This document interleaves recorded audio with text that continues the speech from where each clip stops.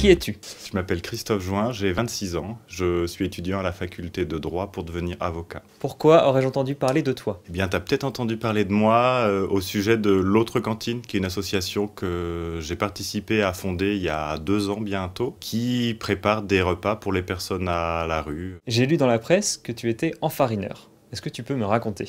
Oui, alors c'était en octobre 2018, après la prise en charge des personnes du Square d'Avier. Tous les parcs de Nantes avaient été barricadés petit à petit pour ne pas que des sans-abri s'y installent. Donc ça a été la goutte d'eau. Voilà, ça s'est traduit par une volonté d'interpeller beaucoup plus fortement qu'on le faisait déjà, et ça s'est traduit par une poignée de farine.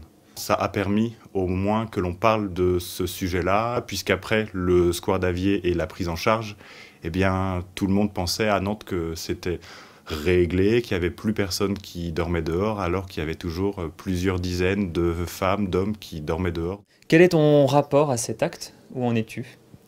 Bien, donc j'ai été condamné par la justice à 150 € d'amende et à 1 mois de prison avec sursis de mise à l'épreuve.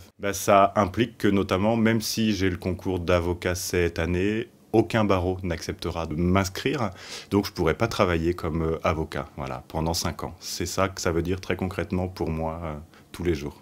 Quel autre sujet portes-tu sur cette liste? Je milite beaucoup contre la précarité des étudiants. C'est mon cas à moi aussi. Donc comment on redonne très concrètement du pouvoir d'achat aux jeunes qui sont étudiants sur Nantes. Tu es un militant associatif. Aujourd'hui, tu t'engages sur une liste pour les élections municipales. Pourquoi?